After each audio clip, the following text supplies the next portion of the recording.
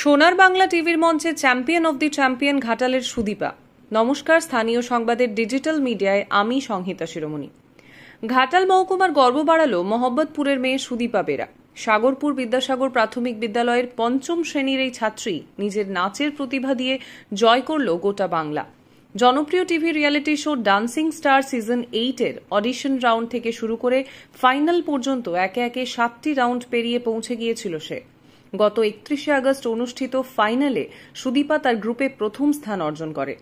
Final পর্বে বিজয়ী হিসেবে পেয়েছে একটি 5 ফুটের ট্রফি, রূপোর মেডেল এবং সার্টিফিকেট।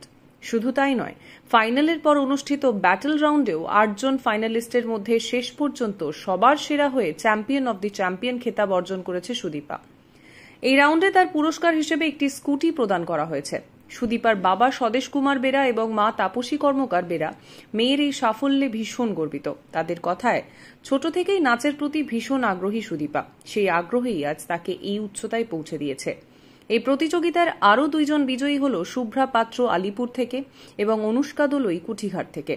রানার আপ হয়েছেন সংকেত শাসমল বারাসাত থেকে ও অন্বেষা কারক মোহনপুর থেকে। তবে সবশেষে সুদীপা সবার সেরা প্রমাণ করে দেখালো। উল্লেখ্য, 29শে আগস্ট থেকে প্রতি শুক্রবার ও শনিবার সকাল 8টায় সোনার বাংলা টিভি চ্যানেলে ডান্সিং স্টার 8 সম্প্রচারিত হচ্ছে। প্রতিযোগিতার কর্ণধার দ্য স্কাই একাডেমি অফ ডান্সের পিন্টু মান্না জানিয়েছেন, তার একাডেমির 5 জন শিক্ষার্থী এবারের মঞ্চে সাফল্য পেয়েছে, যার মধ্যে সুদীপার অর্জনই সবচেয়ে বড় প্রাপ্তি।